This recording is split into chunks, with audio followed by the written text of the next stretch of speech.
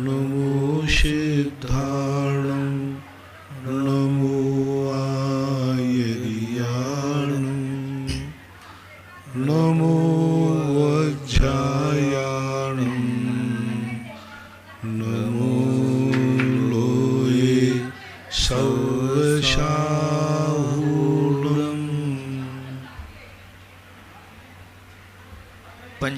पंच परमेष्ठी भगवान की जय हो। आचार्य श्री गुरुवर कुंद कुंद महाराज की जय हो। आचार्य श्री गुरुवर विद्यासागर महाराज की जय हो। परम पूज्य निर्यापक मुनि श्री 108 सुधा सागर जी महाराज की जय। जय। परम पूज्य निष्कंप सागर जी महाराज की जय।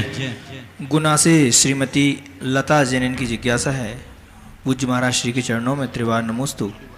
महाराज श्री, मेरी जिज्ञासा है कि आत्मा से जो कार्मण और तेजस शरीर जुड़े रहते हैं उनका क्या कार्य होता है, कृपया जिज्ञासा समाधान करें। आत्मा से जो कार्मण और तेजस शरीर जुड़े हुए रहते हैं उनका क्या कार्य रहता है, समाधान करें। कार्मण शरीर ही करंट है। जो कुछ भी अपन दुनिया में देख रहे हैं, ये जो शरीर है, इस शरीर को बनाने वाला ही कार्मण शरीर है। सारे कर्मों को संग्रह करने वाला कार्मण शरीर है। यूं मानना चाहिए कार्मण शरीर ही पावर हाउस है, कार्मण शरीर ही करंट है। ये जो शरीर दिख रहे हैं औदारे बैक्टीरिया, ये तो बल्ब है, हेलोजन है, लेकिन इनमें जो ताकत दे रहा है, जो इनमें शक्ति दे रहा है, वो तो कार्मण शरीर दे रहा है। कार्मण शरीर मालिक है, ये शरीर उसके चाकर है, उसका अनुकरण है। कार्मण शरीर अपना फल इस 9 कर्म शरीरों के माध्यम से देता है। तो ये तो माध्यम है, करंट अपना प्रकाश बल्ब के माध्यम से देता है, ऐसा मानना चाहिए। इसलिए कार्मण और तेजस शरीर जो होता है, इस कार्मण शरीर को, औदारिक शरीर को एनर्जी देता है, ताकत। यदि तेजस शरीर खत्म हो जाए तो शरीर ठंडा पड़ जाएगा। तो तेजस शरीर जो है इन शरीरों को एनर्जी डेवलप करता है, ऐसा माना जाए। सिरोन से अनुज्ञा जैन इनकी जिज्ञासा है, पूज्य गुरुवर के चरणों में त्रिवार नमोस्तु। महाराज श्री, मेरी जिज्ञासा है कि सम दम यम नियम किसे कहते हैं तथा दिग्व्रत और देशव्रत किसे कहते हैं, कृपया सरल भाषा में समझाने की कृपा करें।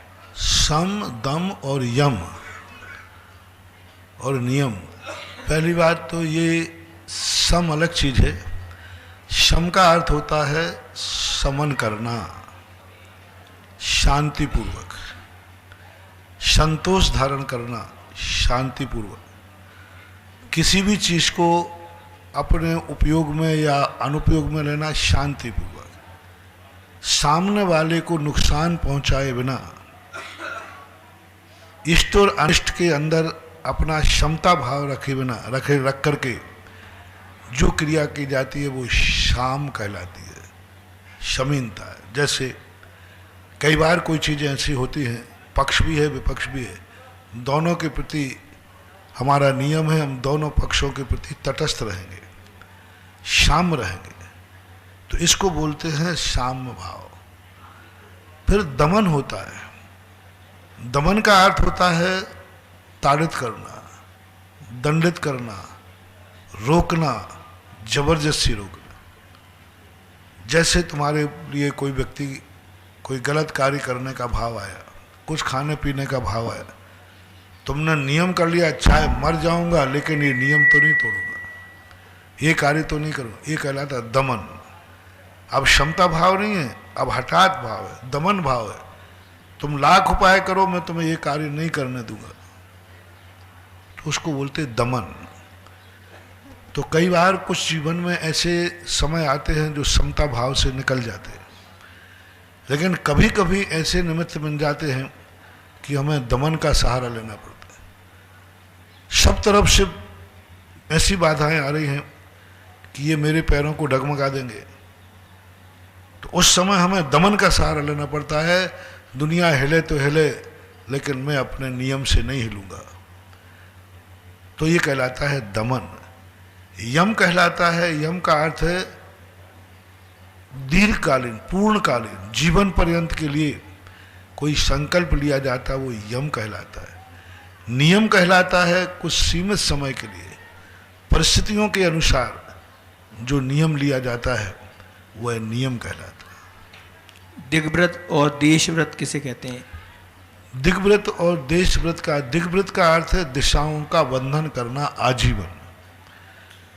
हम जीवन भर के लिए त्याग करते हैं, इस दिशा में हम इतने किलोमीटर से इस देश के बाहर नहीं जाएंगे। देशव्रत कहलाता है प्रतिदिन नियम लेना, आज मैं इस दिशा में नहीं जाऊंगा, काहू की ग्राम बली बाजारा, आज मैं नगर में भी सभी जगह नहीं जाऊंगा, 2-4 जगह जाऊंगा।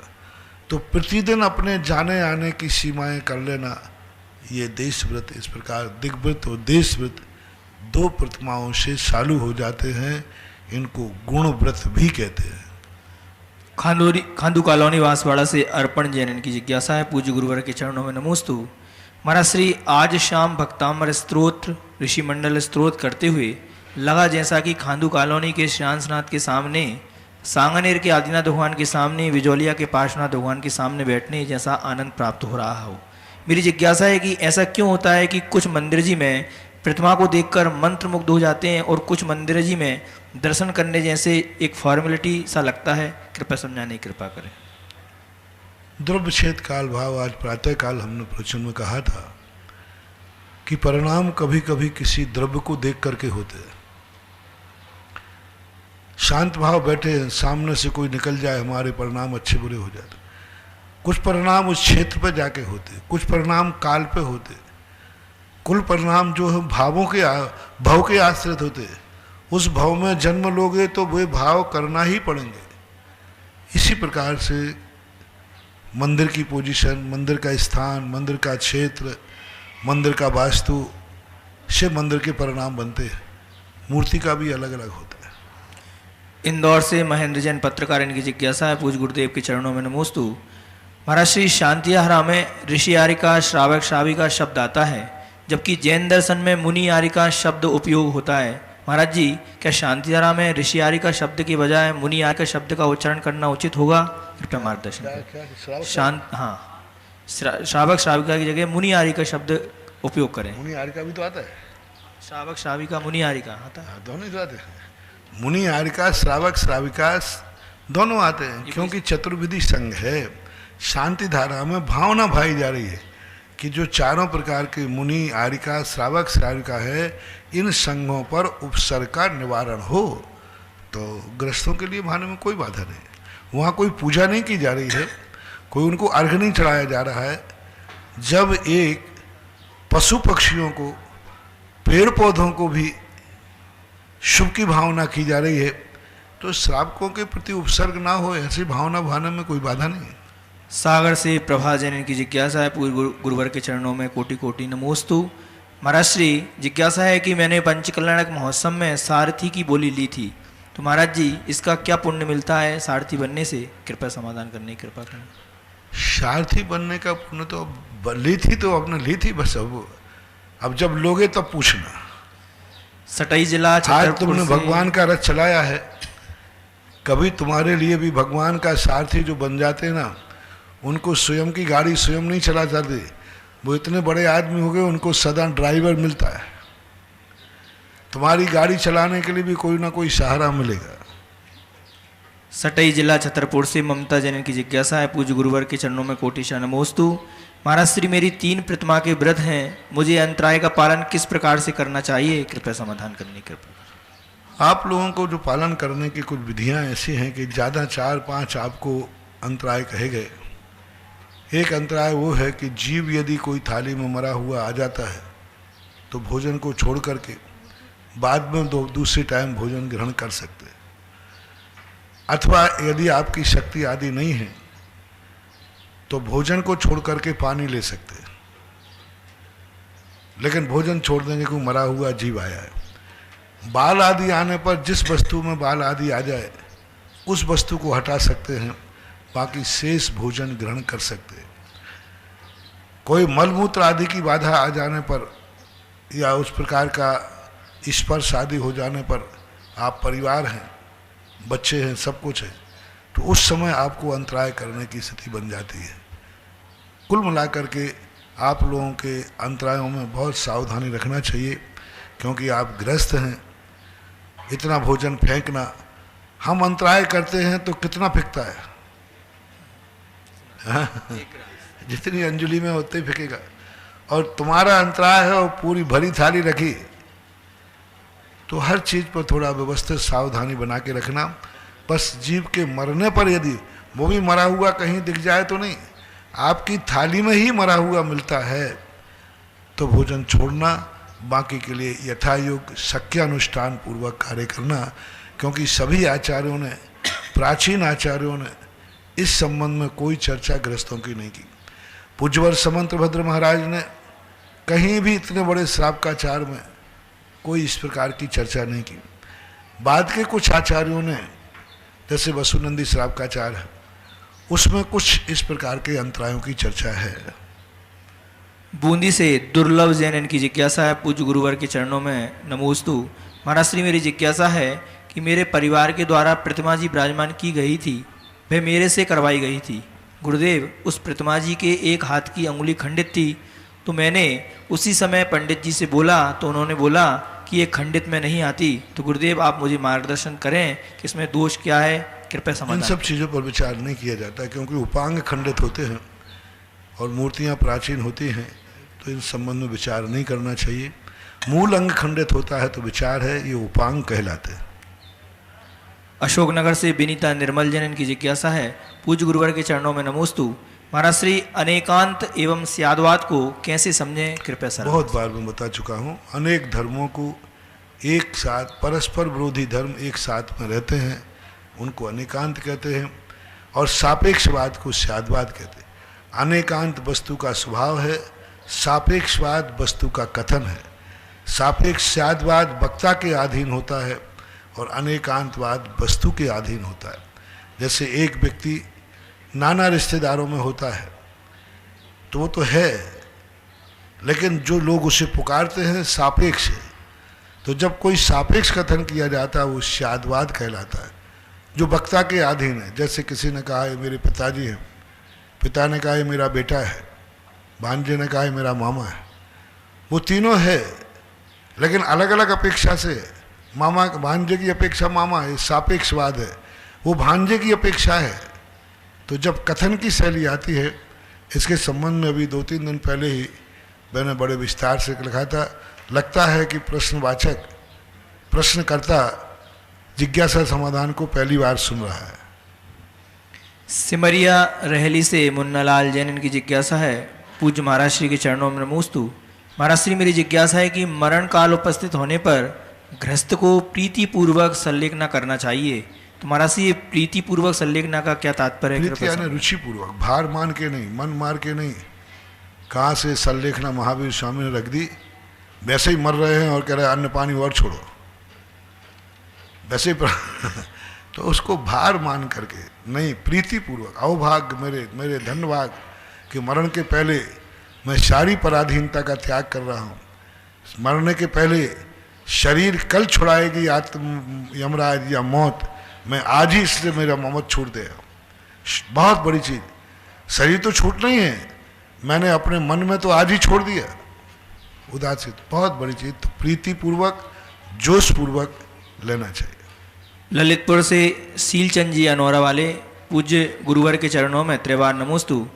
गुरुवर, जिस प्रकार भगवान की जितनी ज़्यादा पूजन, दर्शन, अभिषेक लोग करते हैं तो उसमें उतना ही अतिशय आता है। उसी प्रकार जिन गुरुओं के ज़्यादा लोग दर्शन या पूजन पाठ प्रक्षालन करते हैं तो उनमें तो भी उनकी भी महिमा बढ़ती है। भगवान सुनते नहीं, गुरुवर देखते भी नहीं, फिर भी श्रावक को मन में शांति मिलती है और भगवान गुरुवर का अतिशय बढ़ता है। ऐसा क्यों? गुरुवर समाधान करने की कृपा करें। अब देखो, मैं भगवान के संबंध में तो कह सकता हूँ, गुरुओं के संबंध में कहना उचित नहीं है, क्योंकि नहीं तो लोग किराए के मंगा करके भीड़ इकट्ठी करने लग जाएंगे। जैसे नेता होते ना, तो नेता लोग क्या करते हैं कि फिर अपनी इकट्ठी भीड़ करने के लिए ट्रैक्टर लगाते हैं, गाड़ियाँ लगाते हैं, फिर मोबाइल बांटते हैं, फिर और भी लोभ देते हैं कैसे भीड़ इकट्ठी करो। साधु संत भी यही करने लग जाएंगे कि आज मेरे यहाँ 100 लोग दर्शन करना चाहिए। कल 150 500 फिर वे भक्तों को बनाएंगे, भक्तों को बुलाएंगे, एक दूसरे भक्त से कहेंगे कल तुम और भक्तों को लाना, मेरे नमोस्तु कराना, मेरा अतिशय बढ़ेगा। पर हम साधु लोग यही करते फिरेंगे कि हम साधना बांधना तो करेंगे नहीं, तपस्या तो करेंगे नहीं, आपसे जितने नमोस्तु ठुकवाएंगे उतना ही मेरा ठाट बढ़ जाएगा। ये आगम सम्मत बात नहीं है। हजारों लाखों लोग नमोस्तु करें तो भी साधु का अतिशय बढ़े, कोई नियम नहीं है। साधु का अतिशय बढ़ता है ज्ञान ध्यान तपो रखता तपस्वी सा प्रशस्यते। समंतभद्र महाराज ने स्पष्ट कहा ज्ञान ध्यान विषयासा बसाती तो नरारंभो परिग्रह। ज्ञान ध्यान तपो रक्षा, अपना ज्ञान बढ़ाओ, अपना चारित्र बढ़ाओ, अपनी साधना बढ़ाओ, अतिशय बढ़ेंगे। नमोस्तु करने से साधु की महिमा नहीं बढ़ती है, साधु की साधना बढ़ती है तो लोग नमोस्तु करते हैं। आचार्य से इसलिए प्रसिद्ध नहीं हुए कि लोग ज्यादा नमोस्तु करते हैं, उन्होंने अपनी चर्या अपनाई है इसलिए लोग नमोस्तु करते हैं। हाँ, ये ध्यान रखना, बिल्कुल भी नहीं। हजारों लाखों, यदि भीड़ को देख करके अतिशय बढ़ जाए तो सबसे ज्यादा नेताओं के पीछे भीड़ रहती है। हाँ, ध्यान रखना। तो इस प्रकार की स्थिति, भीड़ को देख करके अंदाजा नहीं लगाना कि साधु किस प्रकार का है, उसकी साधना, उसकी तपस्या, उसका नेचर, उसके भाव, अकेला एक ही चीज नहीं है। भाव मुनि है, सब कुछ है, लेकिन परिणाम खोटे, परिणाम लक्ष्य ठीक नहीं है। ख्याति पूजा की लाभ की तरफ है, बहिर्मुखी है। आत्म अनात्म के ज्ञानहीन जे जे करनी तन करण छीन। पंडित जी साहब दौलत राम जी ने कहा मात अकेले बाहर एक प्रवृत्ति में है कि हम कितना ज्यादा अधिक से अधिक लोगों को जोड़ सके, कितने ज्यादा लोग मेरी भक्ति कर सके, कितने ज्यादा लोग मुझे आहार दे सके, कितने ज्यादा लोग मेरे बिहार में चल सके, कितने ज्यादा लोग मेरी जय जयकार बोल सके। यदि इस तरफ साधु का मन भी चला गया, वह साधु पद पर रह ही नहीं सकता, उसका अतिशय तो क्या साधुता भी नहीं रहेगी। इसलिए साधुओं में ये लक्षण नहीं लगाना, वो जड़ पदार्थ में स्थापना निक्षेप है। जैसे साक्षात चेतन भगवान है, चेतन भगवान का अतिशय नमोस्तु से नहीं बढ़ता। बहुत अच्छा उदाहरण है, एक चेतन भगवान है और एक मूर्ति के भगवान है। साक्षात चेतन भगवान को इसलिए अतिशय नहीं है कि उनमें लोग नमोस्तु करते। पूज्यवर समंतभद्र महाराज ने देवागम स्तोत्र में आकर कहा कि हे भगवान, आप इसलिए अतिशयमान नहीं है कि आपको देवता नमस्कार करते, आप इसलिए महिमामान नहीं है कि 12 सभाएं आपको लगी, इसलिए आप महिमामान नहीं है कि आपके रत्न वृष्टि हुई है, इसलिए नहीं है कि आप आकाश में चल रहे हैं। साक्षात जीवित भगवान का कितने लोग उनको नमोस्तु करें, उनके अतिशय में किंचित मात्र भी वृद्धि नहीं, किंचित मात्र भी वृद्धि नहीं होती। क्यों? उनके जो भी अतिशय हैं उनकी तपस्या और साधना। लेकिन उन्हीं भगवान की जब मूर्ति होती है वो जड़ होती, स्थापित होती है, तो स्थापना की अपेक्षा से नमोस्तु अभिषेक से उस स्थापना की मूर्ति में अतिशय बढ़ेंगे। मुनि महाराज साक्षात हैं, इनकी अतिशय भीड़ के अधीन नहीं है, भक्तों के अधीन नहीं है, इनका अतिशय स्वयं की साधना, स्वयं की अंदर की नियत के आश्रित है। अंदर की नियत क्या है, अंदर का लक्ष्य क्या है, किस प्रकार का संवेग और वैराग्य है भी या नहीं। दिल्ली से मनीष जैन इनकी जिज्ञासा है, महाराज श्री के चरणों में नमोस्तु। महाराज श्री, मेरी जिज्ञासा है कि अगर घर के ऊपर चैत्यालय बना हुआ हो तो उसका कोई परिवार पर विपरीत प्रभाव पड़ता है या नहीं? कृपया जिज्ञासा का समाधान करने की कृपा करें। घर के ऊपर चैत्यालय हो तो घर पर क्या विपरीत प्रभाव पड़ता है? कृपया समाधान करें। नहीं होना चाहिए। भगवान के नीचे तुम रह रहे हो, कभी सुखी नहीं रह सकते। केकड़ी के अंदर बाहुबली भगवान के नीचे छुल्लक जी बैठ गए, हम तक बैठ गए, एक बार मैं भी बैठ गया, सब गड़बड़ रहा। छुल्लक जी बैठ गए, गड़बड़ रहा। ऊपर त्रिलोकीनाथ बैठे हो, उनके नीचे बैठना, तुम उनकी एनर्जी संभाल ही नहीं पाओगे। कभी नहीं, भगवान के नीचे बैठना ये भी ठीक नहीं है। तो फिर भगवान के ऊपर बैठ जाए सो तो और कबाड़ा है। बड़ों से नीचे नहीं बैठना, बड़ों के ऊपर नहीं बैठना, अपना हित चाहे तो ध्यान रखना। घर में भी दादाजी यदि ऊपर के कमरे में है तो बेटे को नीचे कमरे में नहीं रहना, और दादाजी नीचे कमरे हैं तो बेटे को ऊपर कमरे में नहीं रहना। दोनों में गड़बड़, बहुत गड़बड़ हो जाएगा। इसलिए जब भी कोई है ऐसा स्थान है तो ना तो भगवान को के नीचे तुम रहना, ना भगवान के ऊपर रहना। भगवान अलग, तुम अलग, दोनों के रास्ते अलग अलग हैं। हरियाणा से सुनील जैन की जिज्ञासा है, महाराज श्री के चरणों में नमोस्तु। महाराज श्री, क्या नित्य प्रतिदिन श्री जी के अभिषेक से पहले पूजन आरती करना उचित है, और क्या अभिषेक कर सकते हैं? पूजन आरती करके आपकी व्यवस्थाएं हैं, देखो जैसी है व्यवस्थाएं बना लो। मार्ग तो यही है कि अभिषेक करो, पूजन करो, आरती करो, परिक्रमा करो, फिर जैसी सुविधा बन जाती है। सुभाष नगर भीलवाड़ा से लोकेश पाटनी, इनकी जिज्ञासा है, पूज्य महाराज श्री के चरणों में त्रिवार नमोस्तु। महाराज श्री, मेरी जिज्ञासा है कि आपने जब नेमिनाथ भगवान विराजित किए तब आपने डॉक्टर नेमिनाथ बताकर सिर्फ नारियल भी बीमार के नाम से चढ़ा देने पर 99% उसको ठीक होने की बताया था। यहाँ का गंधोदक इतना महत्व है मेरे गुरुदेव। अगर कोई साधु और समाज का ही कोई भी प्राणी जिनकी जानकारी समाज को हो तो क्या बिना बोली के उनकी नाम की शांतियारा कराई जानी चाहिए या नहीं?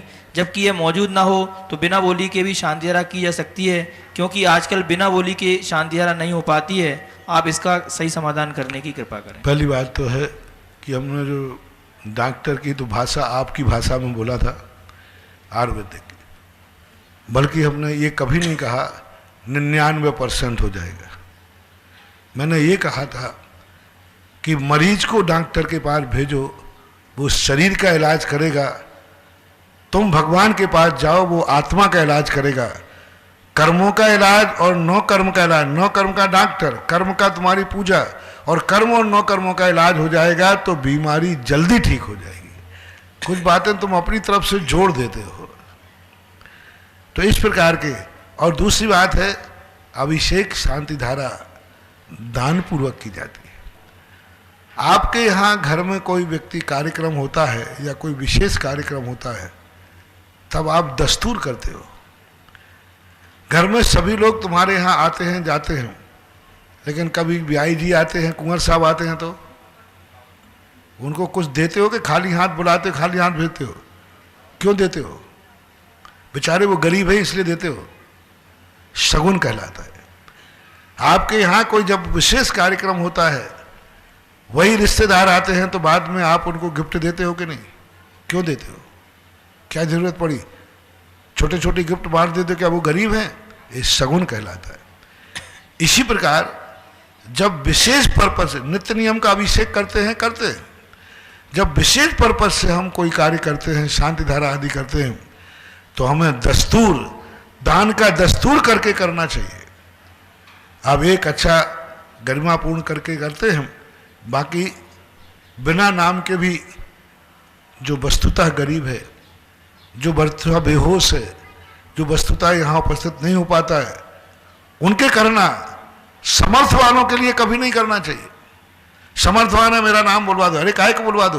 दुनिया के पापों के लिए पैसा है और शांति धारा के लिए पैसे नहीं है। किसी होटल में कभी बना हुआ खाए जाकर के वहां खा के आ जाया करो। कहाँ जहां दुनिया में जाते हो सब में पैसा लगता है। तुम्हें गाड़ी पार्क करते हो उसका भी पैसा लगता है।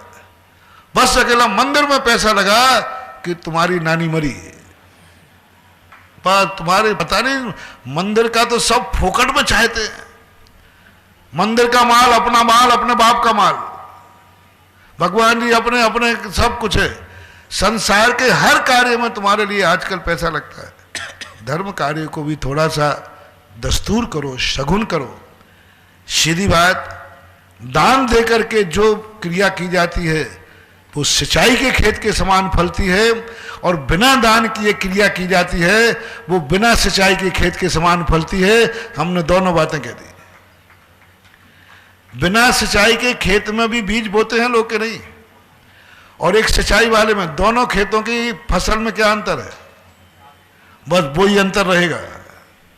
अब तुम्हें कौन सी फसल चाहिए वो तुम अपना खुद का निर्णय कर लो, और परोक्ष रूप में दूसरों के नाम बोले जा सकते हैं, कोई बात नहीं। गुना से पूनम जैन इनकी जिज्ञासा है। पूज्य महाराज श्री के चरणों में नमोस्तु।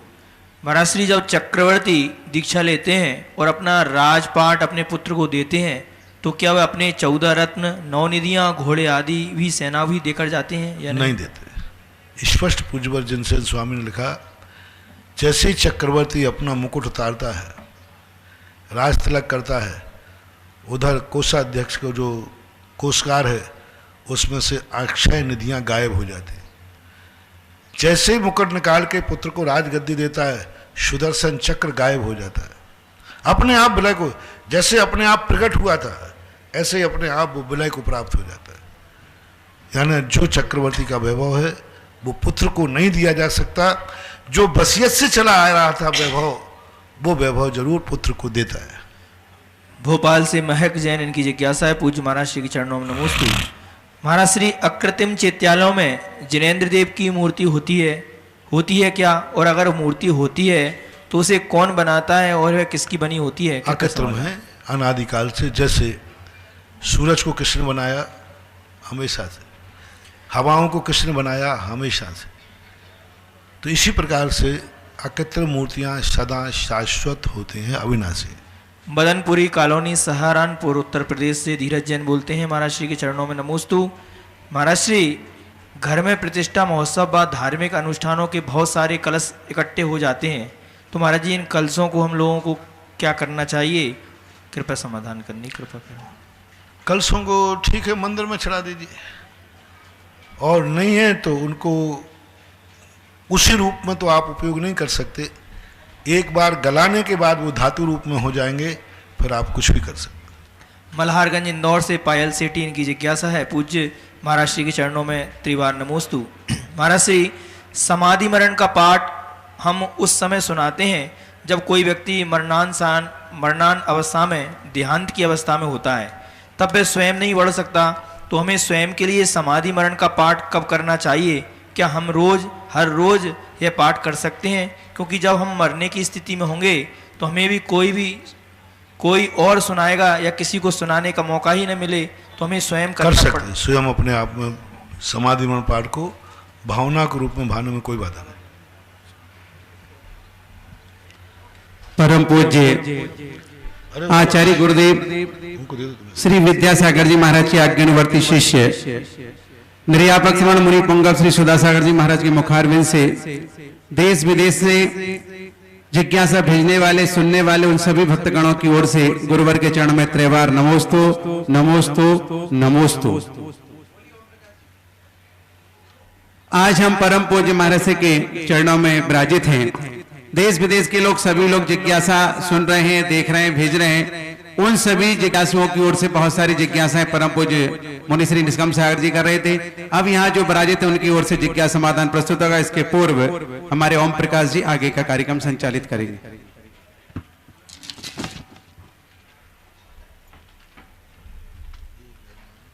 आज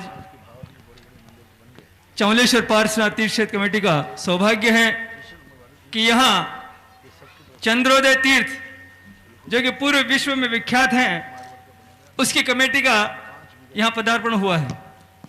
मैं इस कमेटी के साथ ही चमलेश्वर पार्श्वनाथ तीर्थ क्षेत्र के एडवोकेट श्री गिरधारी लाल जी आचार्य, उनसे अनुरोध करूंगा कि वे पधारें और क्षेत्र कमेटी द्वारा किए जाने वाले सम्मान को स्वीकार करें। क्षेत्र कमेटी के अध्यक्ष महोदय, मंत्री महोदय से निवेदन करूंगा कि वे माननीय वकील साहब का तिलक पगड़ी माला द्वारा सम्मान करें। पधारें।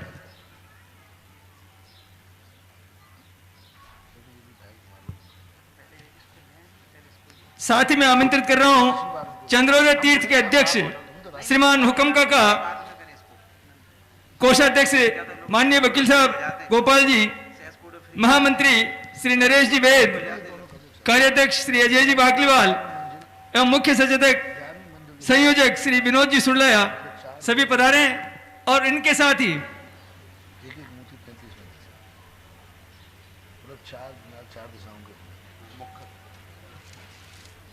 पूरा जिनाला कितने का हो गया?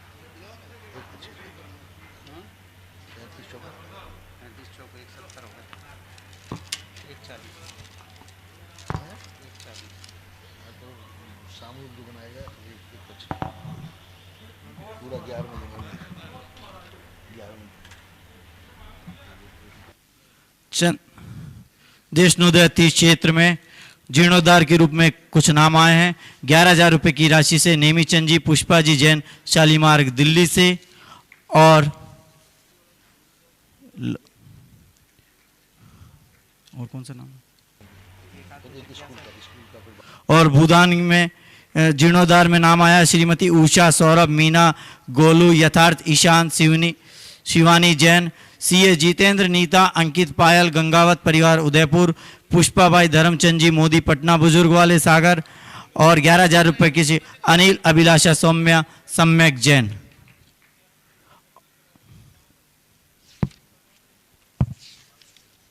और तीर्थ रक्षक, जो क्षेत्र में तीर्थ रक्षक के रूप में एक योजना चल रही है 1,11,000 रुपये में, जिसमें वर्ष में एक बार आपके नाम से शांतिधारा होगी। जिनको भी देशनोदय तीर्थ क्षेत्र पे भूदान करना हो वो 7,51,000 रुपये की राशि है। 1 बीघा जमीन आपका पूरा परिवार का नाम बोला जाएगा। अब मैं आमंत्रित कर रहा हूं पूज्य गुरुदेव के बहुत पुराने भक्त आदरणीय श्रीमान गुण सागर जी साहब जैन, किशनगढ़ रेलवाल से, जिन्होंने बिजोलिया तीर्थ क्षेत्र पर जो पंचकल्याणक हुआ था उसमें सौधर्म इंद्र की भूमिका निभाई थी। मैं ऐसे श्रेष्ठी का बहुत बहुत सम्मान करना चाहते हैं क्षेत्र कमेटी की ओर से।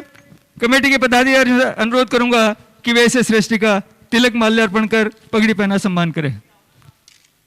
जिज्ञासा बोला, जिज्ञासा बोला। ओके, सम्मान हो गए पूरे। आइएगा, हम सभी लोग इधर से स्वागत सम्मान भी देख रहे हैं, साथ ही जिज्ञासुओं की जिज्ञासाओं का समाधान भी कराएंगे। प्रथम जिज्ञासा के लिए मैं आवाज दे रहा हूं श्रीमान हुकाम जी काका, अध्यक्ष चंद्रोदय तीर्थ चांदखेड़ी। एक ही बात। परम पूज्य निर्यापक श्रमण मुनि पुंगव 108 सुधा सागर जी महाराज के पावन चरणों में त्रिकाल बार नमोस्तु नमोस्तु नमोस्तु। पूज्य महाराज श्री, आपके आशीर्वाद से पूरे देश में अनेक शिक्षण संस्थाओं का संचालन स्थानीय समाज द्वारा किया जा रहा है। इन सभी शिक्षण संस्थाओं के संचालन के लिए एक कमेटी भी बनी हुई है, जिसका आपके आशीर्वाद से मुझे महामंत्री बनाया हुआ है। पूज्य मानव श्री, कोरोना का दौर चल रहा है। इस दौर में सभी शिक्षण संस्थाओं को आर्थिक संकट का सामना करना पड़ रहा है। पूज्य महाराज श्री, आपके श्री चरणों में मेरा एक ये निवेदन करना चाहता हूँ कि जिस प्रकार हम तीर्थों की रक्षा के लिए तीर्थ रक्षक बनाते हैं, तो क्या इन शिक्षा के मंदिरों के लिए क्या हम शिक्षा रक्षक या स्कूल रक्षक इस तरह का कोई योजना हम नहीं बना सकते क्या, जिससे ये क्षेत्र ये स्कूल अबाध गति से बिना किसी आर्थिक संकट का सामना किए एक लंबे समय तक चलते रहें और इन शिक्षा के मंदिरों से हम पूरे देश के 36 कौम के बच्चे लाभान्वित हों। ये मेरी आपसे जिज्ञासा है, ये मेरा आपके चरणों में निवेदन है। रक्षक जो हैं वो किसी भी रूप में हो सकते हैं। आज जिस विद्यालयों के लिए जिस संकट से गुजरना पड़ रहा है, सभी विद्यालय, अभी टोंक का विद्यालय भी इसी संकट से कल सुनील बाबू चर्चा कर रहे थे, उनका सभी के अंदर है। क्योंकि तो ऐसी स्थितियों में जो श्रीमान लोग हैं वे इन संस्थाओं को ऐसे संकट के समय पर अपना एक बहुत बड़ा सहयोग दें, प्रयास कर रहे हैं। जैसे इसी संकट के समय पर हमारे अशोक जी की पार्टी के पिताजी कंवरीलाल जी ने बहुत अच्छा अपने बेटों से भाव कहा, कैसे स्कूलों के लिए हमारी भावना है कि सहयोग दिया जाए। वो यथायोग कर भी रहे हैं। तो ऐसी भावनाएं जो श्रेष्ठी वर्ग हैं ज्ञान की संस्थाओं के लिए, क्योंकि जैन संस्थाएं वैसे ही कम हैं, जैन संस्कार देने वाली संस्थाएं हैं तो वे बहुत छोटे स्तर में जैन बच्चे भी नहीं पढ़ते। लेकिन अभी जो स्कूल अपन ने खोले हैं ये स्कूल ऐसे हैं कि जैन नहीं अजैन भी इस स्कूलों में बच्चों को पढ़ाकर अपना गौरव महसूस करते हैं। जो अच्छी जातियां हैं वो कहते हैं कि ऐसे स्कूलों में संस्कार मिलते हैं और इन संस्कारों को जीवित रखना है तो इनके लिए संरक्षक बनाना चाहिए। उसका नामकरण मैं करता हूँ, 3 बनाइए। एक ऐसे शिरोमणि संरक्षक बनाइए जो 11 कलश की राशि दें, एक ऐसे बनाइए जो 5 कलश की दें। इनको आप अपने कहीं ना कहीं मैनेजमेंट में, कहीं ना कहीं लेटर पैड पर इनको उच्च स्थान मिले, कोई व्यवस्था बनना चाहिए। आज पहली बार प्रश्न आया है, इसके संबंध में हम और कोई कानून विधि एक बनाएंगे और एक संरक्षक बनाएं। इनका नाम आप रखें, इस निधि का नाम अभी आपके प्रश्न करते करते आया, ऋषभदेव ज्ञान संस्कृति रक्षक। जय हो जय हो जय हो।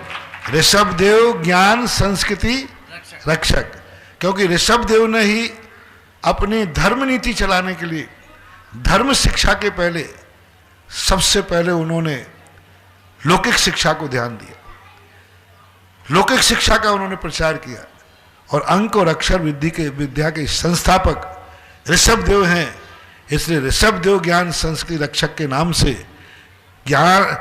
ऋषभदेव ज्ञान संस्कृति शिरोमणि संरक्षक, ऋषभदेव ज्ञान संस्कृति परम संरक्षक और ऋषभदेव ज्ञान संस्कृति संरक्षक, ये 3 कैटेगरी से सभी विद्यालयों में आज से यह नियम लागू करके सभी कमेटियां और जो सुधारवादी हैं, जो ये कहते हैं सोशल काम होना चाहिए और यदि अपनी आने वाली पीढ़ी को संस्कारित करना चाहते हैं तो वे अपना रुझान इस ऋषभदेव ज्ञान संस्कृति रक्षक के लिए निधि के लिए अपने रूप में जो विद्यालय हैं जहाँ जो जिसका रुचि हो, मैं किसी एक विद्यालय का नहीं बोलते, ठीक है, चांदखेड़ी में है, टोंक में है, आमा में है, बिजोलिया में है, जहाँ भी है, यहाँ खुलने की स्थिति में है, जहाँ भी विद्यालय हैं उन सब विद्यालयों में जो जो जहाँ जहाँ देना चाहे आज से यह नियम बना लिया जाए, ऋषभदेव ज्ञान संस्कृति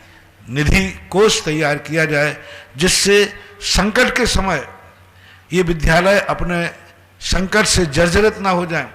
कभी कभी गरीब छात्र ऐसे आ जाते हैं जो पढ़ने में समर्थ नहीं होते, फीस नहीं दे पाते हैं, संस्था यदि उनको माफ़ करती है तो फिर वेतन कहाँ से लाएं।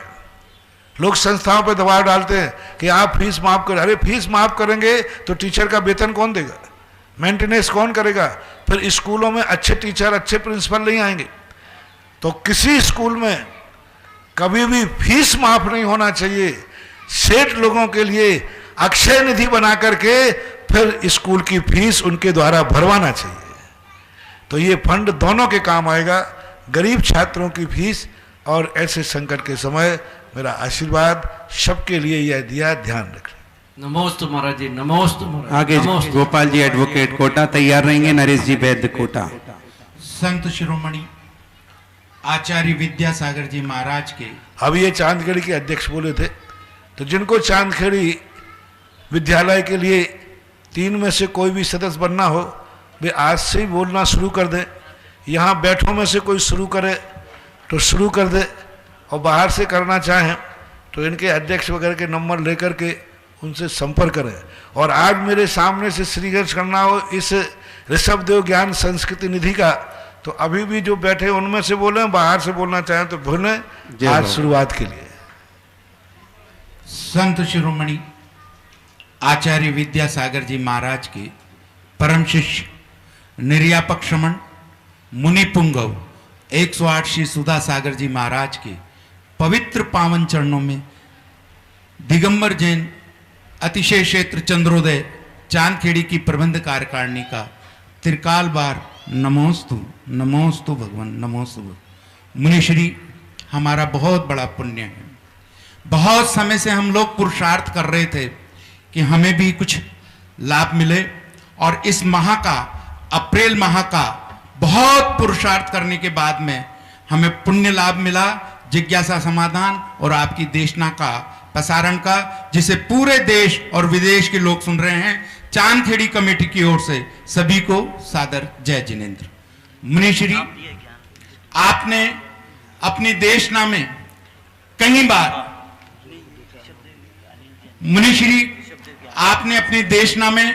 कई बार चांदखेड़ी के अतिशय के बारे में बोला। शांति धारा का मंगलाचरण भी आपके श्रीमुख से चांदखेड़ी से ही हुआ। आज बिजोलिया के अंदर प्रदीप भैया ने एक जिज्ञासा रखी थी भक्तामर विधान की। मुनिश्री, आपके आशीर्वाद से लगभग 500 से ज्यादा भक्तामर विधान के पुण्यार्जक आज चंद्रोदय क्षेत्र पर हैं और जो विधान कर रहे हैं, इतना बढ़िया चांदी का मांडना, चांदी के कलश, सब चीजों को देखकर और विधान की जो अतिशय देख रहे हैं, सबका मन आनंद और उल्लास से भरपूर है। विधान के समय भी जो लोग करके जा रहे हैं, वो वहां के अतिशय का गुणगान करते ही रहते हैं। मुनिश्री, ऐसा क्या है इस भक्तामर विधान में, ऐसा क्या है? और जो गर्भगृह के अंदर देवादिदेव श्री आदिनाथ भगवान के सामने जो विधान हो रहा है, ऐसा क्या अतिशय है कि लोग आनंद खाली आते हैं और आनंद से भरपूर होके जाते हैं? ऐसा क्या अतिशय है महाराज? देखें, हम बहुत बार चांदखेड़ी के संबंध में कह सके, विश्व में एक चांदखेड़ी, एक मूर्ति, एक ऐसी मंगल स्वरूप है जिसका दर्शन ही सगुन है। क्योंकि सौम्य मुद्रा और कुछ देवे या नहीं देवे, लेकिन जिस कार्य को तुम करने जा रहे हो उसमें सगुन जरूर करते हैं। दो प्रकार की शक्तियां होती हैं। एक शक्ति वह होती है जो कुछ देती है, कुछ देने में सहयोग करती है। तो कुछ मूर्तियां ऐसी हैं जो देती हैं और कुछ मूर्तियां ऐसी हैं जो सगुन के रूप में करते हैं। तो चांदखेड़ी की मूर्ति एक ऐसा सगुन है कि ये दर्शन के माध्यम से ही अमंगल मंगल में बदल जाता है और जो कार्य करना चाहते वह सगुन हो जाता है। और वहाँ असीम कालीन भक्तांबर पाठ शुरू हुआ, बहुत लोगों को आनंद आ रहा है, मारना भी अच्छा है। 500 लोग होना, हमने 365 की बात कही थी, आज 500 लोग हो गए। और अध्यक्ष जी कह रहे थे, महाराज अभी तक किसी क्षेत्र पर इतने नहीं हुए, मैं 1008 लोगों को तैयार करूंगा। ये बहुत बड़ी निधि है। हजारों साल तक, जब तक असीम कालीन है, हमेशा आपके पास एक नंद्यावर्त पहुंचेगा, सिक्का पहुंचेगा। कितनी बड़ी चीज आपको बनेगी, बहुत बड़ी चीज है, बहुत महिमा ही है। सभी क्षेत्रों पर असीम कालीन भक्तांबर शुरू करने की बात सोच रहे हैं। मेरा भाव है कि भारत में जितने तीर्थ क्षेत्र हैं, दूसरे तो मैं नहीं कहूँगा, जिन जिन क्षेत्रों पर मुझे भाव आया है या जिन कमेटियों ने आशीर्वाद लिया, उन क्षेत्रों पर मैं ये कलंक मिटाना चाहता हूँ। लोग कहते हैं तीर्थ क्षेत्र तो बनते हैं, वहाँ पूजन करने वाले नहीं होते हैं। मैं उन पर कालिक पोत कर कहना चाहता हूँ कि सुधा सागर तीर्थ क्षेत्र बनाता है, पूजा ही नहीं, वहाँ प्रतिदिन विधान होता है। जय हो। जहाँ लोग कहते हैं कि पूजा ही नहीं होती, क्षेत्र बन रहे हैं, वहाँ मैं ये दिखाना चाहता हूँ कि पूजा ही नहीं, प्रतिदिन विधान हो रहे हैं। और आज जिन क्षेत्रों पर देखो, जहाँ जहाँ विधान हो रहे हैं, 12 बजे तक क्या संगीत, क्या भावनाएं चलती हैं सबके लिए। चौलेश्वर का भी चल रहा है, किसी भी दिन ये ड्रा भी खुल सकता है। महाराज श्री नरेश जी बैठ जिज्ञासा प्रस्तुत करें। इसके पूर्व मेरे पास बहुत सारे लोगों के यहाँ से जाने के, मैं एमपी में विजिट करने गया, कुछ मंदिरों के बहुत सारे लोगों के फोन आए, चोकला वाले कमेटी का भी सारे लोगों के फोन आ रहे हैं कि महाराज श्री इतने बड़े बड़े जिनालयों की घोषणा हो गई, लेकिन हम छोटे लोग क्या कर सकते हैं? क्या हम लोग मंदिर नहीं बना सकते? क्या हम लोग प्रतिमा विराजमान नहीं कर सकते? क्या कम पूंजी वाले कुछ नहीं कर सकते क्या? तो गुरुदेव कुछ ऐसा हमें भी कुछ प्रदान करें, ऐसा उपहार हमें दें, ताकि हम छोटे छोटे लोग भी इस तीर्थ क्षेत्र पर जाकर के कुछ ना कुछ करके और अपना जीवन सार्थक कर सकें। ऐसा पूरी कमेटी का भी भाव है और पूरे देश विदेश के लोग फोन करके कह रहे हैं कि बड़े बड़े अमाउंट वाले तो दान दे देते, लेकिन छोटे छोटे अमाउंट वाले क्या और कैसे कर सकें, इस हेतु आपके चरणों में सबका निवेदन। हमेशा भाव रहता है हमारा कोई भी तीर्थ क्षेत्र सीमित ना हो, असीमित हो जाए। जय हो। इतना विस्तार हो, इतना विस्तार हो, जब तक मैं जिंदा रहूं हमारे तीर्थ क्षेत्रों पर टांकी चलती रहेगी। जय हो। जब तक मैं जिंदा हूं हमारे भक्त लोग अपनी कमाई का अंश दान में देते रहे। मेरे भक्त वही बनते हैं और वही बने जिनके मन में मेरे से कुछ लेने का भाव नहीं। मैं तो कहता हूं जब कोई मेरे भक्त मेरे पास आए तो ये सोच के आए, क्यों जा रहे हो? मुझे कुछ देने का भाव हो रहा है। तुम्हें लेने की कहने की जरूरत ही नहीं है। ये वो कृष्ण जी का दरबार है जहां सुदामा जी मुट्ठी भर लेके आए थे और सुदामा को बताए बिना कृष्ण जी ने सुदामा को क्या दिया था वो सब यहां से मिलता है। तुम तो भले कह के आओगे कि भाई कृष्ण जी के लिए मैं ले जाऊं, वहां तो कृष्ण जी ने क्या किया कोई कहने की जरूरत ही नहीं होती।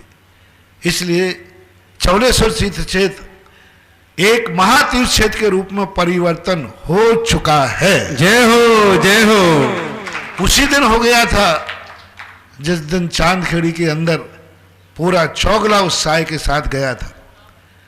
वहां विकल्प हुआ था। यहां आते ही जो पदयात्रा ने अपना अलग जगाया, पदयात्रा ने सारे विश्व में तहलका मचाया।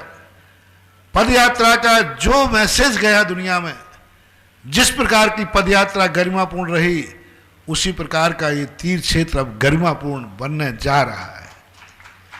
और उसके लिए मेरे पास भी बहुत सारे लोगों को आए। जिस दिन 24 खत्म हुई उस दिन कम से कम 4-5 लोगों ने कहा महाराज जी अब हम क्या करें, हम तो सलाह करने में रह गए। और हम तो जब इतनी बड़ी 24 की राशि सुनी तो हम लोगों ने मन मार के रह गए। भावना है लेकिन समर्थ नहीं है, भावना है लेकिन समर्थ नहीं है। तो हमने कहा चिंता मत करो, एक दिन वो भी आएगा कि इस मंच से वो घोषणा की जाएगी जिसके लायक तुम समर्थ हो। तो आज अपन ले चौलेश्वर की सारी योजनाएं खोले देते हैं। जैसे झगड़ा करना खत्म, जिसको जहां जिसमें करना हो वो करे। सबसे पहले स्कूल की तो खुली गई, वो तो तुम्हें जिसको करना। अब एक ऐसा नंदीश्वर द्वीप जो अभी बिजौलिया में बना वैसा नहीं। मैंने पहले ही कहा मैं अपने हर कार्य को सेकंड करता हूं, इसी से मुझे संतुष्टि मिलती है। मैं जो कार्य करूं आगे बढ़ने पर वो सेकंड हो जाए और आगे वाला फर्स्ट। वहां सैंड स्टोन के बने हैं और एक छोटी सी जगह थी उसमें नंदीश्वर बना गए बना। यहां पर कम से कम बहुत बड़े स्थान पर 4-5 बीघा जमीन के स्थान पर खुले 52 जिनालय बने। ऐसे नहीं कि एक मंडप में, खुले जिनालय बने 52 जिनालय, और वो भी सब वाइट मार्बल के बने। पैसा ज्यादा लगेगा और महाराज यही तो प्राण निकलते, बाकी तो सब ठीक है। ज्यादा नहीं, थोड़ा ही सा ज्यादा लगे। लेकिन देखना सैंड स्टोन के बनते, ठीक है बनते छोटे। ऐसे 52 जिनालय जो विस्तार से इतने बड़े विस्तार में फैले, पूरे एक एक जिनालय का एक एक मंदिर में जाकर व्यक्ति पूजा पाठ करे, विशाल विशाल मूर्ति बैठे। ऐसे 52 जिनालय सफेद मार्बल के बढ़िया बनाए जाएं। ये मध्यम वर्ग वालों के लिए है, ये बी क्वालिटी वालों के लिए। इनके लिए क्या राशि है कमेटी बताए। देखिएगा बंधुओं, महाराज श्री ने कितनी अच्छी कल्पना की है कि जहां भी कोई योजना बनाते हैं वो अपने आप सेकंड हो जाती है और जहां पहुंचते हैं वहां पर फर्स्ट हो जाती है। लगभग 4-5 बीघा में नंदीश्वर एक जिनालय बनेगा। जिनालय ढोलक के आकार के ऊपर बनेगा, व्हाइट मार्बल का होगा, सुंदर कलात्मक होगा, प्लेन मार्बल नहीं होगा, क्योंकि गुरुदेव की कल्पना होती है वो अलौकिक और अद्वितीय हुआ करती है। आप सोचते हैं कि ऐसी घोषणा कर देते हैं, गुरुदेव रात रात भर जाकर चिंतन करते हैं कि भक्तों ने दान दिया उसका उपयोग कैसे हो। तो सुंदर उस मंदिर में जाकर आपका परिवार पूजन कर सकेगा। इतनी जगह होगी, पूरा इंडिविजुअल शिखर होगी, गर्भालय होगा, श्रृंगार चौकी होगी, पूरा मंदिर होगा। यूं करना चाहिए, विशाल मंदिर के साथ शिखर होगी, गर्भालय होगा। कुल मिलाकर के नीचे से लेके ऊपर तक आपका ही पुण्यार्जन होगा, आपके परिवार का नाम उल्लेख होगा। और जिन लोगों को ऐसे जिनालय बनाना है, एक एक जिनालय बनाने के लिए आपको मात्र 35 कलश प्रदान करके मात्र 52 जिनालों के 52 नाम चाहिए। फिर से सुन लो, क्योंकि ये मौका चला गया तो फिर आप पछताओगे। आप सोच रहे थे 71 कलश कहां से लाएंगे। और मूर्ति की साइज कम से कम 4.25 फुट से ऊपर 5 फुट 7 फुट तक की भी हो सकती है। विचार 4.25 से लेकर 7 फुट के बीच की एक एक मूर्ति होंगी। वो भी पद्मासन होगी, खड़गासन नहीं होगी। तो ऐसी पद्मासन प्रतिमाएं विराजमान करने का गुरुदेव ने कहा है 4.25 फुट से लेके 7 फुट तक की। अब वो गुरुदेव पूरा नक्शा सेट करेंगे, जितनी बड़ी से बड़ी, क्योंकि महाराज जी की कल्पना हमेशा छोटी प्रतिमा रखने की नहीं रहती है, जितनी बड़ी से बड़ी हो सकती है और पुण्यार्जक को पूरा लाभ हो, ऐसी व्यवस्था के साथ करेंगे। तो जिन जिन लोगों को भी 52 जिनाले में अपना एक एक जिनाले बनाना हो, और आप एक बात और ध्यान रखना, चारों तरफ नौकाओं का विहार होगा, बहुत सुंदर कलात्मक होगी, जल जहां पर भरा होगा, और ऐसे सुंदर जिनालों के दर्शन करने, जो वंदना करने, पूजन करने, आप विधान करने बैठेंगे, तब आपको लगेगा कि वास्तव में मैंने अपने जीवन को सार्थक किया है। एक पुण्यार्जक का एक मंदिर होगा, इंडिविजुअल होगा, मतलब नीचे से लेकर ऊपर तक वेदी, शिखर, मंडप, श्रृंगार चौकी सारे आपके परिवार के द्वारा होगी और सफेद मार्बल की होगी। इसलिए जिनको भी देना है मात्र 35 कलश के माध्यम से अपने नाम यहां पर स्वीकृति भेजेंगे, आपकी घोषणा की जाएगी और ये राशि भी आपको लगभग 5 से 7 साल तक प्रदान करने की सुविधा रहेगी, क्योंकि मार्बल का काम होता है, समय लगता है। आप ये ना सोचेंगे आज ही देना है, और अभी गुरुदेव कल्पना करेंगे साल भर तक तो आपको कोई किस्त भी नहीं देना। अभी नहीं देना, जब शिलान्यास होकर पूरा शुरू होगा, जो भी घोषणाएं की है, मैं तुम्हारा ऐसे ही पैसा नहीं दिलवा दूंगा। जब पक्का नक्शा बन के शुरू हो जाएगा, शिलान्यास कार्य शुरू हो जाएगा, नींव खोदना चालू कर देंगे, उसके बाद ही आपको किस्त शुरू करना है। इसलिए भाव न बाए। दूसरी बात, अभी एक क्वालिटी में भी कुछ लोग रह गए हैं। तो एक योजना की चर्चा आई थी कि महाराज जी जब बिजोलिया से बिहार किया था गगन बिहारी ने, तो यहां तो बिहार करके आए थे, तो यहां भी गगन बिहारी बैठना चाहिए। जय हो। तो अब गगन बिहारी मंदिर भगवान बैठने के लिए वहां तो 13.5 फुट के, यहां कम से कम 21 से 31 फुट खड़गासन गगन बिहारी, और 225 कमल वहां तो 1-1, 1.5 फुट के हैं। यहां कम से कम एक एक कमल 5-5 फुट का हो। जय हो। यहां थोड़ा हमें खुला मैदान मिल जाएगा ना, ना यहाँ अंगाड़ी है ना पछाड़ी है। अभी चिंता मत करना है, यहाँ कुछ भी हो सकता है। ये चौलेश्वर है, ये पहाड़ियां भी सारी अपनी हो सकती है, कुछ भी हो सकता है। चौलेश्वर है, कुछ भी हो सकता है। कब क्या होगा ये मैं कुछ नहीं कहता हूं, कहां क्या होगा ये सब तुम देखते जाओ क्या क्या होने वाला है। तो एक गगन बिहारी कम से कम 21 से 31 फुट खड़गासन, 4 से 5 फुट लंबे चौड़े कमल, और गगन बिहारी का रूप तो आप देख चुके हो। ऐसी विशाल मूर्ति, और विशाल, वो भी बहुत लंबे चौड़े एरिया में होगा। अभी जितना चौलेश्वर है उतना तो उससे भी बड़ा ही होगा, इतना बहुत लंबा चौड़े में होगा। तो आप उसके लिए एक सृष्टि चाहिए, फुटकर नहीं, एक सृष्टि, एक क्वालिटी वाला कोई बचा हो तो उसके लिए बता दें। अगर किसी को गगन बिहारी का आनंद लेना, जब लोग बिजोलिया जाते हैं और जैसे ही प्रभु के दर्शन करते हैं, चारों तरफ इंद्रों को देखते हैं, 225 कमलों की रचना को देखते हैं, मन प्रफुल्लित हो जाता है। और यहां पर गुरुदेव की कल्पना है कि एक एक कमल 5-5 फुट का होगा, और प्रतिमा भी लगभग 31 फुट के आसपास की होगी। अब आप विचार करिएगा, जब गगन विहारी पद विहार करते हुए वहां से यहां चल सकते हैं, तो क्या उनकी स्थापना यहां नहीं हो सकती है। तो जिन लोगों को गगन विहारी जिनालय बनाना हो, पूरा सुंदर अलौकिक दृश्य आपके परिवार की ओर से होगा। मात्र इसको बनाने के लिए 500 कलश रुपए की, 500 कलश राशि के माध्यम से, 500 कलश के माध्यम से इसको बना सकते हैं। बहुत सुंदर अलौकिक नजारा होगा, और लगभग बहुत विशाल जगह के साथ होगा, क्योंकि बिजोलिया में तो स्थान सीमित था और चमलेश्वर में असीमित है। इसलिए आप उस रचना को भी कर सकते हैं। जिनकी भावना हो, अपनी भावनाएं भेज करके और ये पुण्यार्जन करके अपना जीवन सार्थक कर सकते हैं। ये और बी क्वालिटी के लोगों को आज शनिवारी 14 से नौमी चौथ चतुर्दशी पड़े शनिचर वार, एक काम के साथ सदैव अनेकों काज। आज छप्पड़ फाड़ के खुल रहा है। जय हो। अब सी क्वालिटी के लोग देखें, जो मैंने एक बार बहुत पहले घोषणा की थी कि मेरा मन है कि जितने जैनी जन्मे वे जिनेंद्र भगवान की मूर्ति बैठाल के मरे, हर व्यक्ति बैठा ले। लेकिन इतनी मूर्ति बैठेंगी कहां, इतने मंदिर बनेंगे कहां, ये कैसे संभव है? तो फिर मुझे एक बार नारेली के अंदर आया, एक सहस्रकूट जिनालय ऐसा है जिसमें हजारों लोग समा सकते हैं और जिनालय एक रहता है।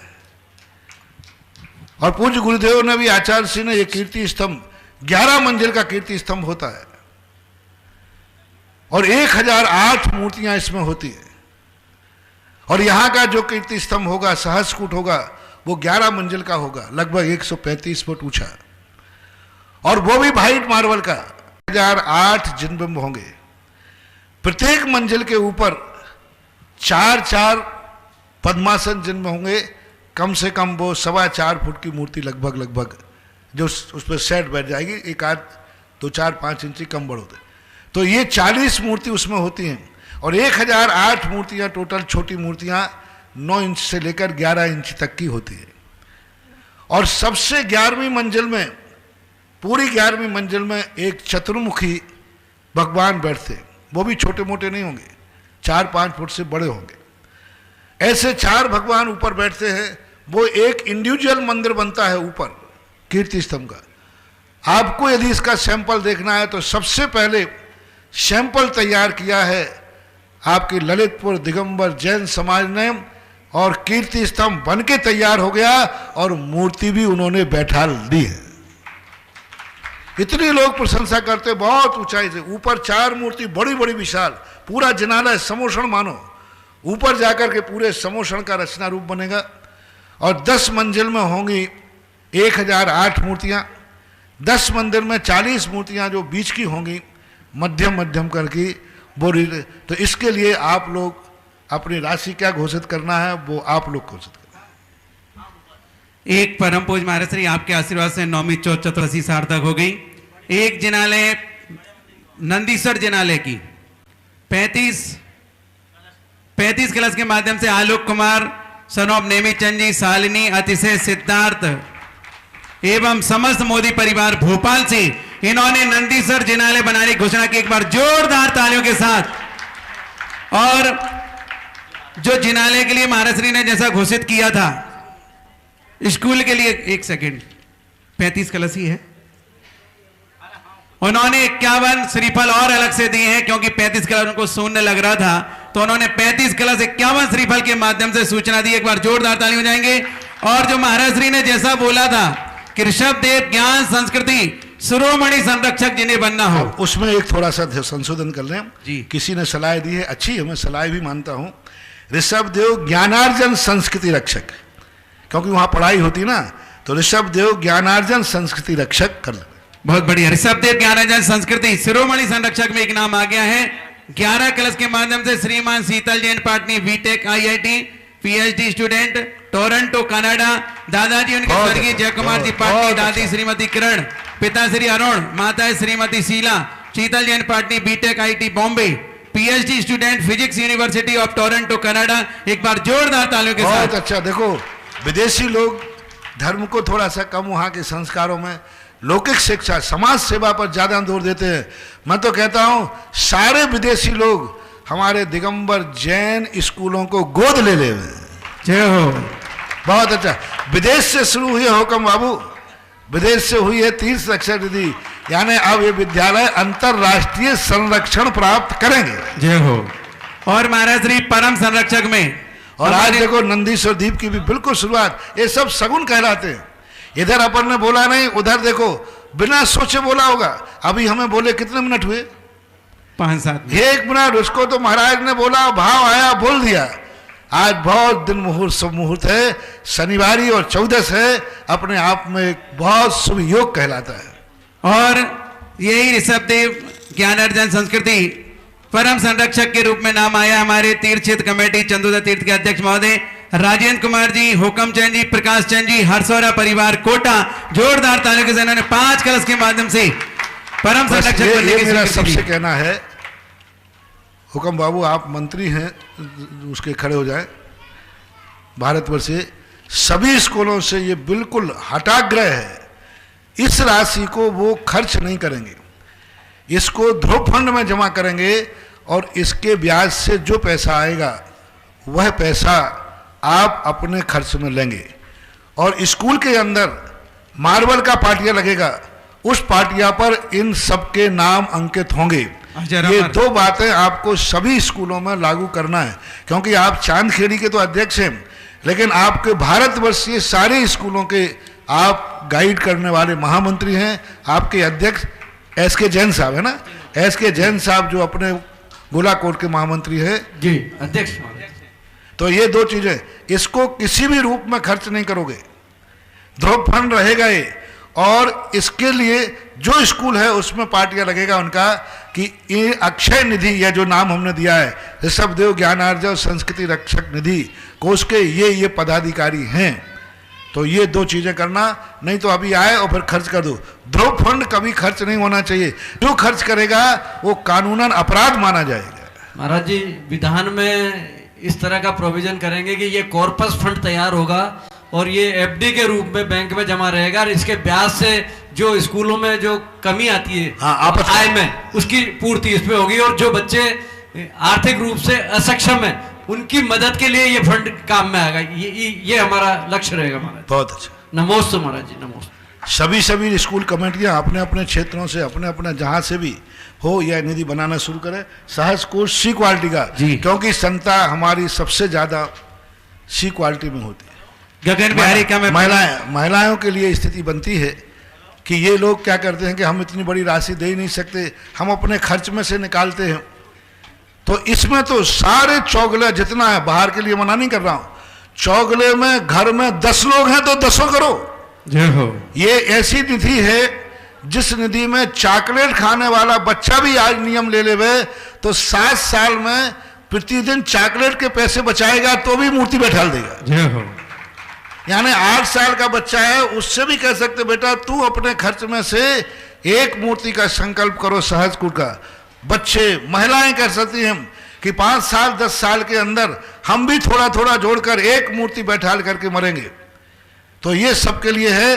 वह सहज कुट की बोले जी। गगन बिहारी में मैंने पुनः बोल देता हूं, गगन बिहारी जिन्होंने विराजमान करने के भाव करने हो, एकमात्र 500 कलश के माध्यम से अपनी स्वीकृति प्रदान करके जो रूप हमने बिजोलिया में गगन बिहारी का देखा है उससे भी कई गुना अधिक सौंदर्य, अलौकिक और बड़े क्षेत्र में बनाने की मूर्ति 13 फुट की है, 21 से 31 फुट 31 फुट तक की प्रतिमा का महाराज ने 21 से 31 बोला। एक विशाल काय की प्रतिमा विराजमान होगी। और तीसरी क्वालिटी महाराज ने जैसा बोला है कीर्ति स्तंभ का, ये इससे ऊंचा पत्थर नहीं मिल रहा, नहीं तो मुंह और बड़ी कर देता है।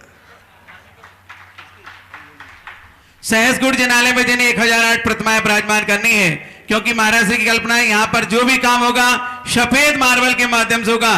प्रतिमाएं भी विशाल विशाल होंगी। तो जिन्हें भी प्रतिमा विराजमान करनी हो 1,71,000 में एक प्रतिमा विराजमान करके पुण्यार्जन कर सकते हैं। जिनकी भावना हो 20 की जो प्रतिमा एक कहते हैं ना, 20 की 40 मूर्तियों और 20 की 40 मूर्तियां जिनको विराजमान करनी हो, और जिसमें भी लगभग 4.25 फुट की प्रतिमा विराजमान करने की लक्ष्य रहेगा, क्योंकि एक एक मंजिल में 4-4 प्रतिमाएं होंगी। जो चतुर्मुखी होंगी ऐसी 10 मंजिल में 40 प्रतिमाएं होंगी। जिन्हें विराजमान करने की भावना हो एक एक प्रतिमा को कम से कम 7-7 कलश के माध्यम से विराजमान करने की भावना मिल सकती है। इसके अलावा 11वीं मंजिल की ओर जब हम जाएंगे, जैसा कि गुरुदेव ने कहा कि ललितपुर में जाकर देख के, और ये 11वीं मंजिल की प्रतिमा विराजमान भी हो चुकी है। ऐसी विशाल प्रतिमा जिनको विराजमान करना हो चारों दिशाओं में, पूरब, दक्षिण, पश्चिम और उत्तर, ये चारों प्रतिमाएं विराजमान होगी जो सर्वोत्तम शिखर पर 11वीं मंजिल के वहां विराजमान होंगी। जिन्हें भी विराजमान करना हो एक एक प्रतिमा विराजमान करने के लिए मात्र 35-35 कलश के माध्यम से विराजमान कर सकते हैं। और यदि कोई एक परिवार चाहता है कि मुझे चारों प्रतिमाएं मूलनायक विराजमान करने की भावना भानी है, तो 35 × 4 करेंगे तो 140 होता है, लगभग 140 कलश। तो जिन्हें विराजमान करना है उसके लिए 15 कलश की छूट है, मतलब 125 कलश में चारों मूलनायक भगवान को विराजमान कर सकते हैं। 11वीं मंजिल का पूरा मंदिर, 11वीं मंजिल का पूरा चारों मुखी चतुर्मुखी भगवान में शिखर आदि का सारा आपके पुण्यार्जन होगा। मात्र 125 कलश के माध्यम से कर सकते हैं। और महाराज ने कितनी सारी व्यवस्थाएं बताई कि जो जिस क्वालिटी का हो, जितनी क्षमता हो, उसके हिसाब से आपको अपना अपना पुण्यार्जन करना है। और धर्मशाला में अगर किसी को जितना हमने अभी तक सोचा था वो मैंने सब बता दिया। अब और उम्मीद मत करना, मैंने सारा खजाना आज खोल दिया। लोग डाउटफुल थे क्या क्या बनेगा, क्या बने, सब बोल दिया। अब जो धर्मशाला की बात कह रहे ना, उसके बिना तो सब बेकार है। आजकल के बच्चे, मैंने कहा ना, कि धर्मशाला नहीं हो, मात्र यहाँ पर इसलिए लोग नहीं रुक सकते हैं क्योंकि यहाँ कमरा नहीं है, अच्छा नहीं है। तो आवास व्यवस्था तो पहले करना, जो धर्मशाला में कमरे बोलेंगे या धर्मशाला बनाएगा, उस सारे तीर्थयात्री जितने उसमें पूजा रखेंगे, सबसे ज्यादा पुण्य उसे लगना है जिसके कमरे में वो यात्री रुकेगा। जय हो। क्योंकि यात्री यहाँ के लिए कोई भी व्यवस्था, अभी मैं भी रुका हूँ, कोई यात्री यहाँ रात नहीं रुक पा रहा, क्योंकि कोई कमरे में आजकल अटैच नहीं, अटैच का जमाना है। मैंने कहा ना कि एक स्थान पर व्यक्ति 8 दिन के रहने के लिए आया और वो कहता मैं आज ही जा रहा हूँ। बोले मैंने क्यों? बोले बच्चा कह रहा है यहाँ का बाथरूम ठीक नहीं है, और उनको दो जाना पड़ा। अब बोलो, तीर्थ की महिमा कम, भगवान की महिमा कम, गुरु की महिमा कम, बाथरूम की महिमा इतनी है कि बाथरूम नहीं तो महाराज भी छोड़ दूंगा। जय हो। और वो परिवार को जाना पड़ा। आजकल लोग बच्चों के गुलाम है, एक ही छोरा है, वो जो कहेगा।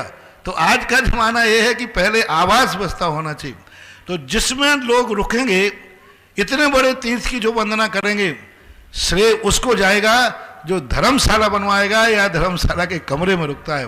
तो धर्मशाला भी कम नहीं है, ये हमारे यहाँ पात्र दान के अंदर आती है। आवास दान के, आवास दान 3 प्रकार का होता है। एक जिनेन्द्र देव का मंदिर बनाना, वो आवास नंबर 1। द्वितीय आवास दान साधु संतों का, और तृतीय आवास दान होता है भगवान और संतों के दर्शन करने जो आते हैं, उन भक्तों के रहने का स्थान बनाना। ये तीसरा आवास दान के अंतर्गत आता है। ये तीनों जानना चाहिए। तो बंधुओं, जिन्हें धर्मशाला बनवानी हो, अगर पूरी मंजिल आप बनाना चाहते हैं तो बहुत बड़ी बात है, पूरी मंजिल पर आपका शिलापट्ट होगा, आपके परिवार का नाम उल्लेख होगा।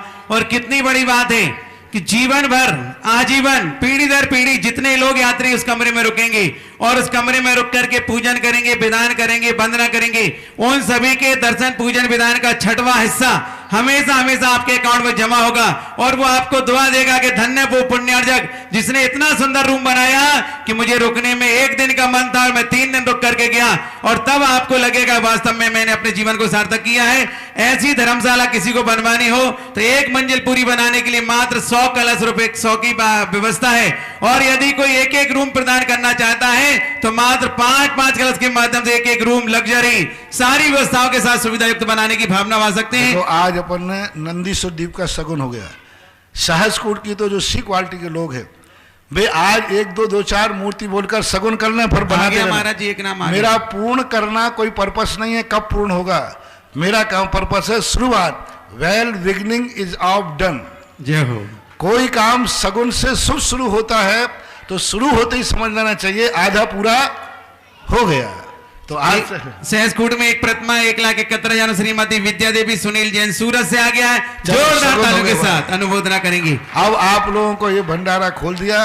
सब लोग जिन्होंने सुना है तो ठीक, नहीं सुना है तो ये अभी पहुंच जाएगा। कौन सा होता? यूट्यूब होता, क्या होता? हाँ, यूट्यूब पर ये सारी घोषणा पहुंच जाएंगी। आप लोग उनसे सुन करके घर में मीटिंग कर करके जिसमें जिसका समर्थ हो उसमें अपना अपना नाम बोलते जाना, यहाँ से घोषित होता जाए। और ऋषभदेव ज्ञानार्जन संरक्षक में भी एक नाम आया है, श्रीमान नरेश जी बैद महामंत्री चंद्रोदय तीर्थ। जोरदार तालियों के साथ अनुमोदना। तो जिस रूप में जिसको नाम देना हो, एक 7 कलश में सहसकूट जनालय की जो प्रत्येक मंजिल में 4-4 प्रतिमा विराजमान होगी, इसमें एक नाम आ गया। एक प्रतिमा का हो गया प्रकाश चंद जी, राजकुमार पवन कासलीवाल पारोली सहसकूट जनालय में एक प्रतिमा, जो तीर्थ क्षेत्र कमेटी के अध्यक्ष हैं शायद, वही है ना। जोरदार तालियों के साथ अनुमोदना करेंगे। और जिनको जो भी देना हो, नरेश जी बैद अपनी जिज्ञासा प्रस्तुत करेंगे। तब तक मेरे पास नाम पहुंचेंगे, हम आपकी पुनः सूचना देंगे। नरेश जी बैद महामंत्री कोटा। निर्यापक मुनि पुंग सुधासारी जी महाराज के चरणों में नमोस्तु। महाराज जी, मेरी जिज्ञासा है कि किसने वीतरागी देव है अपने, और वीतरागी देव अभी जो कोरोना ये कई सारी बीमारियां, उनके निवारण के लिए अपन शांति धारा करते हैं उनके नाम पे। तो वीतरागी देव से इस तरह की अपेक्षा करना के वीतरागी से ही करना, रागी तो करेगा ही नहीं। रागी तो तुम्हारे ऑपरेशन करेगा और किडनी निकाल लेगा। रागी तो स्वार्थ से करता है। वीतरागी ही सही तुम्हारा इलाज कर सकता है, जिसको कोई मतलब नहीं है। यदि रागी से इलाज कराओगे तो वो इलाज तो करेगा, लेकिन शायद अंदर से किडनी निकाल ले, कुछ भी कर सकता है। और वीतरागी भगवान में ताकत ये होती है वीतरागी कुछ देते नहीं हैं, लेकिन वीतरागी से वो मिलता है जो संसार के सारे रागी नहीं दे सकते। मैंने कहा ना कि वीतरागी भगवान का सुता ही, उनका नाम लेने से मात्र मंगल अमंगल मंगल में बदल जाते, नाम मात्र से, उनका स्मरण मात्र। छायक दान देते हैं भगवान को, छायक दान रहा उनके नाम मात्र से ये। तो मैं तो कहता हूं शास्त्रों के अनुसार वीतरागी भगवान से ही सब कुछ मिलना है। रागियों से तो स्वयं का पेट नहीं भरता, वो तुम्हें क्या देंगे। रागियों का तो स्वयं, देवी मेरे दिनों की मारी पंडा कहे सीधो लाओ, उन रागियों का स्वयं का ही पेट नहीं भर रहा है, वो तुम्हें क्या देंगे। देगा वही जो वीतरागी होगा। दुनिया में लोग कहते हैं जैनी लक्ष्मी पुत्र क्यों होते हैं, क्योंकि उनके भगवान को और गुरु कुछ नहीं रखते हैं, इसलिए होते हैं। आगे तो उनके भगवान और गुरु कुछ नहीं रखते हैं, इसलिए सब भक्तों को मिलता है। इसलिए वीतरागी द्वारा ही सब कुछ मिलने वाला है, चाहे यह लोक हो चाहे परलोक हो। आगे जिज्ञासा आपके मुख से ये सुनील जैन सिलोदय तीर्थ क्षेत्र। और इसके पूर्व बता दूं एक और सहसकुट जनालय की 71 की प्रतिमा इंद्रमल जी, संतरा देवी, राहुल, राजुल, अभिषेक, राणु, सारांश, शिवरार्थी, गोदा, महावीर नगर फर्स्ट, जोरदार तालों के साथ अनुमोदन। सुनील जैन सिलोदय तीर्थ क्षेत्र। इसमें राशि इसलिए बढ़ाई गई कि ये स्तंभ मार्बल का है, सफेद मार्बल का है, इसलिए राशि बढ़ाई। नहीं तो सोचो वहां तो सस्ती है, यहाँ की क्वालिटी अलग है। चौलेश्वर का कोई माल घटिया नहीं होना चाहिए, बस चौलेश्वर प्यारा लागे तो चौले की हर कृति भी यहाँ प्यारी लगे। एक और प्रतिमा 171 की लक्ष्मी जैन गंज बासोदा 171 में सहसकुट जनालय की, जिनको भी भेजना है, क्योंकि गुरुदेव ने अगर कोई राशि का आशीर्वाद दिया है तो उसके पीछे कोई ना कोई लक्ष्य है, क्योंकि चमलेश्वर में बनने वाली हर क्रिया व्हाइट मार्बल की है, इसलिए उसका विशेष ध्यान रखें। मेरे आराध्य गुरुदेव के चरणों में सिलोदय तीर्थ क्षेत्र कमेटी की तरफ से नमोस्तु गुरुदेव, नमोस्तु नमोस्तु। गुरुदेव, मेरे परिवार ने सिलोदय तीर्थ क्षेत्र में बड़े भगवान को विराजमान करने के लिए बोली आपके आशीर्वाद से प्राप्त करी थी, और आज जैसे ही आपने मुझे आशीर्वाद दिया, उस समय मैं सोच रहा था कि अभी कोरोना के कारण स्कूल ऑफ है तो पैसे की व्यवस्था कैसे होगी। जैसे ही मैं वहाँ से उठकर पांडाल में आया, मेरे पास एक फ़ोन आया और मेरे मूर्ति के जितने भी पैसे हैं उनकी पूरी की पूरी राशि मेरे को मिलने की स्वीकृति आ गई। महाराज जी, मैं गुरुदेव आपके इस आशीर्वाद जो मुझे मिला है वो इसी तरीके से मिलता रहे गुरुदेव। और सिलोदय आशीर्वाद है सिलोदय के लिए। आज आपके हुक्म काका, नरेंद्र बाबू, सभी तुम लोग आए आज सिलोदय के लिए मंदिर बनाने का और मूल वेदी के लिए आशीर्वाद दे दिया। अब तुम लोग जुटे रहो। बस देखो, मेरे पास मन और वचन है, तुम्हारे पास तन और धन है, और एक टेबल पे 4 पाए होते, 2 हमारे पाए 2 तुम्हारे पाए। आगे तैयार है तो मैं मन और वचन का पाया तुम्हें पूरी ताकत से देता हूं। धन और तन का पाया तुम बनाते रहो, फिर देखो अपने जीवन में ऐसे कार्य होते रहेंगे कि जो देवताओं को भी एक बार आकर के सोचना पड़ेगा कि पृथ्वी पर भी देवताओं से ज्यादा समर्थमान लोग रहते हैं। देवता तो कभी एक मंदिर भी अपनी जिंदगी में नहीं बना पाते, और मनुष्य वो है जो तीर्थ क्षेत्र बना रहे हैं। ऐसा आगे मंजूषा जी सौगानी, माइक भेजे जल्दी महिलाओं की ओर। और एक प्रतिमा और 171 में गुप्त दान में आई है सहसकुट जनालय के लिए। एक इंजीनियर काजोल जैन पुत्री श्रीमान सनत कुमार, प्रतिभा जैन, काजोल, मीनल, आदित्य जैन। इस परिवार को कोरोना है, लेकिन उन्होंने कोरोना में भी टीवी देख करके स्वीकृति, एक बार जोरदार तालियों के साथ अनुमोदना करें। मनीषा जी सौगानी, माइक दे दो जल्दी। कौन है? महावीर जी लोहाड़िया कोटा। एक और लक्ष्मी देवी जैन, पवनेश जैन, सुनीता, आर्ची, प्राची, किशनगढ़ निवाई, सांगानेर प्रवासी। 171 में सहसकुट जनालय की प्रतिमा। एक कमरा बनाने की भावना श्रीमती माताजी ममता देवी, पुत्र राजेश जैन, पत्नी गीता जैन, आयुष, पिया, एंजल जैन, मुंबई मलाड से एक कमरा बनाने की भावना। भाई जोरदार तालियों के साथ अनुमोदना। निर्यापक मुनि पुंगव सुधा सागर जी महाराज के चरणों में त्रैबार नमोस्तु नमोस्तु नमोस्तु। महाराज जी, अभव्य जीव भी कभी भव्य बनकर मोक्ष जा सकता है क्या? नहीं जा सकता। नमोस्तु। एक और 7 कलश की प्रतिमा विराजमान करने की भावना भाई सहसकुट जनालय की चतुर्मुखी में श्रीमती गट्टू देवी, पारस कुमार, इंदिरा संकेत झांझरी कोटा और एक सहसकुट जनालय में एक प्रवीण चंद राजकुमार जी बाकलीवाल खजूरी वाले कोटा, सभी के सम्मान में जोरदार तालियां। संतोष जी जैन मानपुरा और तैयार है पदम कुमार जी घरौत। एक प्रतिमा घीसालाल सुशील अनिल पवन गोदा पारोली वाली सहसकुट जनालय की प्रतिमा जोरदार तालियों के साथ अनुमोदना। मेरे इष्ट गुरुदेव के श्री चरणों में देखो कोई भी शिलान्यास के नंदीश्वर द्वीप और सहसकुट में कम से कम 400-500 से नाम ऊपर पहुंच जाएंगे तभी मैं इसकी योजना को शुरू करूंगा। और नंदीश्वर द्वीप भी कम से कम 50% 25 पहुंच जाएंगे तब शुरू करूंगा। एक जनाला में मैं कैसे शुरू कर दूंगा? तो ध्यान रखना है, इसको टाइम तो लगेगा लेकिन जितने जल्दी हो जाएगा उतने जल्दी शुरुआत हो जाएगी। सुधा जैन सिंगोली। नमोस्तु गुरुदेव, नमोस्तु नमोस्तु गुरुदेव। मेरी एक जिज्ञासा ऐसी है जिससे इस संसार में हजारों लाखों लोग पीड़ित हैं कि मकान आदि जो होते हैं, कुछ लोग कहते हैं कि हमारे नारमुखी है, कुछ लोग कहते हैं गोमुखी है। तो महाराज जी ऐसा क्या समाधान है कि गोमुखी मकान के क्या लाभ हैं, नारमुखी के क्या लाभ हैं, और यदि ऐसे हैं और उनमें दोष हैं तो हर आम आदमी ऐसा जैन सम्मत क्या कर सकता है जिससे वो दोष से मुक्त हो सके? मैं मंदिर के संबंध में जानता हूँ, ये डिपार्टमेंट मेरा नहीं है, मुझे इसका ज्ञान नहीं है।